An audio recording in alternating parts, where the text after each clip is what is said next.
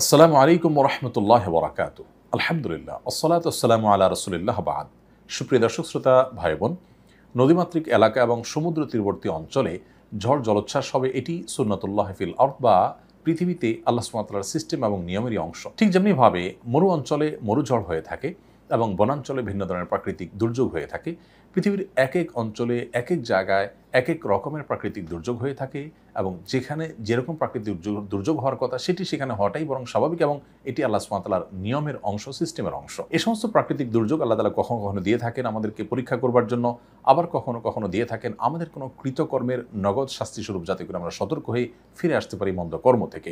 আবার কখনো কখনো আল্লাহ তাআলা বিপদ আপদ দিয়ে থাকেন মানুষের মর্যাদা বৃদ্ধি করবার জন্য সবরের মাধ্যমে। অতএব ঝড় জলোচ্ছ্বাস আমাদের এই অঞ্চলে প্রায় হয়ে থাকে। এগুলো নানা উদ্দেশ্যে হতে পারে, নানা কারণে হতে পারে। আমরা এটি কি কারণে হয়েছে সেটি নিশ্চিত করে কখনোই বলতে পারবো না, কারণ সেটা একমাত্র আল্লাহ তাআলা ভালো জানেন সেটি আমাদের আযাব হিসেবে এসেছে নাকি পরীক্ষা হিসেবে এসেছে নাকি অন্য কোনো উদ্দেশ্যে এসেছে। তবে নবী করিম সাল্লাল্লাহু আলাইহি ওয়াসাল্লামের সুন্নাহ এর আলোকে ঝড় জলোচ্ছ্বাস যখন হবে, তুফান যখন হবে, প্লাবন যখন হবে, তখন আমরা বেশ কিছু মাসনুন আমল করতে পারি। তোমাদের থেকে সর্বপ্রথম যে আমলের কথা আমরা বলবো তা হলো, একজন মুসলিম তিনি এ ধরনের পরিস্থিতির পূর্বাভাস পেলে তিনি শুরু থেকেই সর্বোচ্চ সতর্ক থাকার চেষ্টা করবেন এবং যখন ঝড় জলোচ্ছ্বাস শুরু হয়ে যাবে এবং বৃষ্টি ভয়াবহ আকার ধারণ করবে, তখন নবী সাল্লাল্লাহু আলাইহি ওয়াসাল্লামের সুন্নাহগুলোকে তিনি অক্ষরে অক্ষরে মেনে চলবেন এবং নিজে সর্বোচ্চ সতর্ক থাকবেন। এ সম্পর্কে যারা বিশেষজ্ঞ আছেন তারা যে সমস্ত সতর্কবার্তা দিয়ে থাকেন, যে সমস্ত সতর্কীকরণ আমাদেরকে করে থাকেন এবং যে সমস্ত পরামর্শ দিয়ে থাকেন, সেগুলো একজন ঈমানদার সর্বোচ্চ গুরুত্ব দিয়ে আমল করবেন। এটা হলো প্রথম কাজ।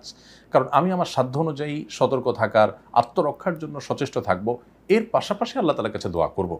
আমি নিজে অসতর্ক থেকে শুধুমাত্র দোয়া পাঠ করলাম, এই শিক্ষা ইসলাম আমাদেরকে কখনো দেয়নি। অতএব সর্বপ্রথম করণীয় হবে যে আমরা প্রত্যেকে ঝড় জলোচ্ছ্বাস তুফান এগুলো আঁচ করতে পারলে, পূর্বাভাস জানতে পারলে, এগুলো যেন আমাদেরকে কোনোভাবে ক্ষতিগ্রস্ত করতে না পারে, আগাম সতর্কতার যে উপায়গুলো আছে তার সবগুলো আমরা অবলম্বন করবো ইনশাআল্লাহ তাআলা। এবং ঝড় চলাকালীন সময়ে নিজে সতর্ক থাকা, অন্যকে সতর্ক রাখার চেষ্টা করবো। নবী সাল্লাল্লাহু আলাইহি ওয়াসাল্লাম বলেছেন, লা দরারা ওয়ালা দিরারা, কেউ নিজে ক্ষতিগ্রস্ত হওয়া কিংবা অন্য কাউকে ক্ষতিগ্রস্ত করা কোনো অবস্থাতে ইসলামে জায়েজ নয়। অতএব সতর্কতামূলক যে পন্থাগুলো আছে সেগুলো অবলম্বন করবে, এটি হলো প্রথম আমল। একজন ঈমানদার তিনি বিশ্বাস করবেন যে আমার সতর্কতার যা যা করার আছে তার সবগুলো করা সত্ত্বেও হবে সেটাই যেটা আল্লাহ তাআলা ফয়সালা করেছেন, বিধায় আমার সকল পদক্ষেপ গ্রহণ করবার পরও আমাকে আল্লাহর দিকে রুজু হতে হবে।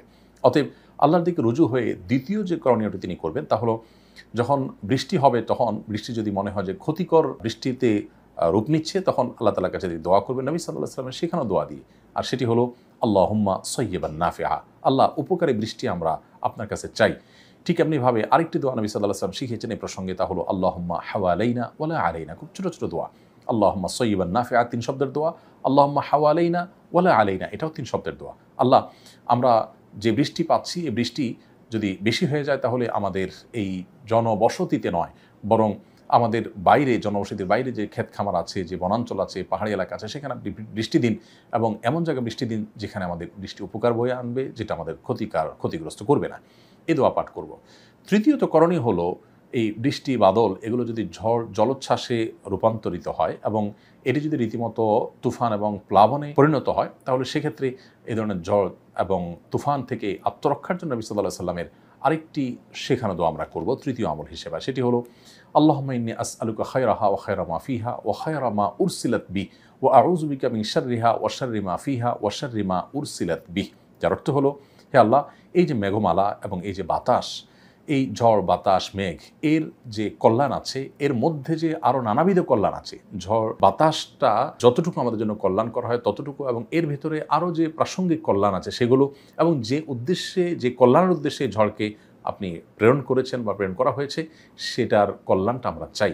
এবং এই ঝড় যে ক্ষতি আমাদের করতে পারে এবং এর মধ্যে আরও নানাবিধ যে ক্ষতিকর দিক থাকতে পারে, যেমন শিলাবৃষ্টি, আরও অনেক ক্ষতি থাকতে পারে সেগুলো থেকে, এবং যে অকল্যাণ নিয়ে আপনি এটাকে প্রেরণ করেছেন সেটার যেন আমাদেরকে স্পর্শ করতে না পারে, তার ক্ষতি থেকে আমরা আপনার কাছে পানা চাই। আবার দোয়াটি বলছি, আল্লাহুম্মা ইন্নী আসআলুকা খায়রাহা ওয়া খায়রা মা ফিহা ওয়া খায়রা মা উরসিলাত বিহি ওয়া আউযু বিকা মিন শাররিহা ওয়া শাররি মা ফিহা ওয়া শাররি মা উরসিলাত বিহি। এই দোয়াটা আমরা ঝড়ের সময় পাঠ করলে আল্লাহ রাব্বুল আলামিন আমাদেরকে ইনশাআল্লাহ হেফাজত করবেন। চতুর্থত যে আমলটি করব তা হলো, যখন ঝড় জলোচ্ছ্বাস দেখা দিবে তখন আমরা সবর করব, ধৈর্য ধারণ করব। বিশেষ করে যখন বাতাস বইতে থাকবে খুব জোরে, যার দ্বারা আমরা হয়তো কোনো কারণে ক্ষতিগ্রস্ত হতে পারি, তখন আমরা সেই বাতাসকে, ঝড়কে গালিগালাজ না করে সবর করব। কারণ নবী সাল্লাল্লাহু আলাইহি ওয়াসাল্লাম সহিহ মুসলিমের হাদিসে বলেছেন যে তোমরা বাতাসকে গালি দিও না, বাতাসকে গালি দিও না এবং মন্দ কথা বলো না। অনেক সময় আমরা ধৈর্য হারিয়ে ফেলে আমরা আল্লাহর সমস্ত সৃষ্টিকে গালমন্দ করে বসি এবং বাজে মন্তব্য করে বসি, সেটি না করি। নবী সাল্লাল্লাহু আলাইহি ওয়াসাল্লাম বলেছেন আমরা যেন আল্লাহর কাছে পানা চাই, আশ্রয় চাই এবং এর কল্যাণটা কামনা করি, অর্থাৎ দোয়া করি। পঞ্চম এবং সর্বশেষ করণীয় যেটি বলতে চাই তা হলো ঝড় জলোচ্ছ্বাস যখন দেখা দিবে বা প্লাবন দেখা দিবে বা বৃষ্টি হবে, সেটি যখন ভয়ঙ্কর রূপ ধারণ করবে, তখন আমরা আল্লাহর দিকে ভিতর সন্ত্রস্ত হয়ে আল্লাহর কাছে পানা চাইব। অনেক সময় নবী সাল্লাল্লাহু আলাইহি ওয়াসাল্লাম এই জাতীয় পরিস্থিতিতে মেঘমালা দেখলে, ভয়াবহ বৃষ্টি বাদল হতে পারে সেরকম আশঙ্কা করলে তিনি মসজিদে এসে আশ্রয় নিতেন এবং আল্লাহর দিকে রুজু হতে মনোনিবেশ করতেন। ঠিক আজ সামুদ জাতি তারা এরকম মেঘমালা দেখে মনে করেছিল স্বাভাবিক মেঘমালা, কিন্তু সেটি আল্লাহর আযাব বয়ে আনছে এবং তাদেরকে শেষ করে দিয়েছে। ইতিহাসে তারা এখনও আমাদের শিক্ষণীয় বিষয় হয়ে রয়েছে। অতএব এ ধরনের পরিস্থিতিতে একজন ইমানদার কোন অবস্থাতে ফুর্তিতে লিপ্ত হবে না, বরং তিনি ভীত সন্ত্রস্ত থাকবেন। নবী সাল্লাল্লাহু আলাইহি সাল্লাম এই সুন্নাহটাকে খুব গুরুত্বের সাথে আমল করেছেন, সাহাবীরাও তা করেছেন। কিন্তু আজকাল আমরা দেখি অনেকে আছেন যে এই ধরনের পরিস্থিতিতে নিজেরা অনেক সময় দেখা যায় এটাকে তথাকথিত এনজয় করার বা উপভোগ করার চেষ্টা করেন। এই উপভোগ করা বা সবকিছুতে ফুর্তি করার যে একটা প্রবণতা আজকাল আমরা দেখতে পাচ্ছি, এটি কখনো ভালো কিছু বয়ে আনতে পারে না। বিধায় এই সমস্ত সুন্নাহগুলো আমরা যদি ঝড় জলোচ্ছ্বাসের সময় আমল করে চলি, আশা করা যায় এখান থেকে আমরা কল্যাণটা লাভ করব এবং কল্যাণ থেকে আল্লাহ তাআলা আমাদেরকে মুক্তি দান করবেন। আবার বলছি, প্রথম করণীয় হলো সতর্কতামূলক সকল ব্যবস্থা আমরা গ্রহণ করব। দ্বিতীয় করণীয় হলো বৃষ্টি হলে আমরা আল্লাহুম্মা সাইয়্যিবান নাফিআ আল্লাহুম্মা হাওয়ালাইনা ওয়ালা আলাইনা এটি পাঠ করব।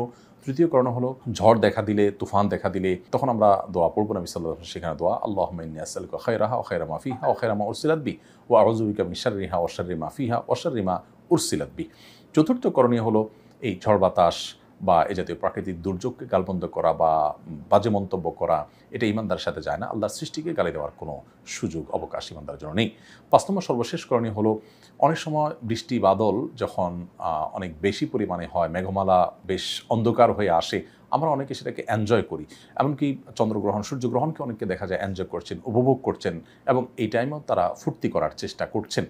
তো সব কিছুকে ফুর্তির জিনিস বানিয়ে ফেলা, এটা ভোগবাদী পৃথিবীতে একটি সমস্যায় রীতিমতো পরিণত হয়েছে। ইমানদার এই পরিস্থিতিতে ভীত সন্ত্রস্ত হয়ে আল্লাহর দিকে রুজু হবেন, তওবা করবেন এবং নিজেকে সংশোধন করার চেষ্টা করবেন। আল্লাহ রাব্বুল আলামিন সব ধরনের ঝড় তুফান থেকে, সব ধরনের জলোচ্ছ্বাস থেকে, ক্ষয়ক্ষতি থেকে আমাদের সকলকে হেফাজত রাখুন। জাযাকুমুল্লাহু খায়রা। আসসালামু আলাইকুম ওয়া রাহমাতুল্লাহি ওয়া বারাকাতুহু।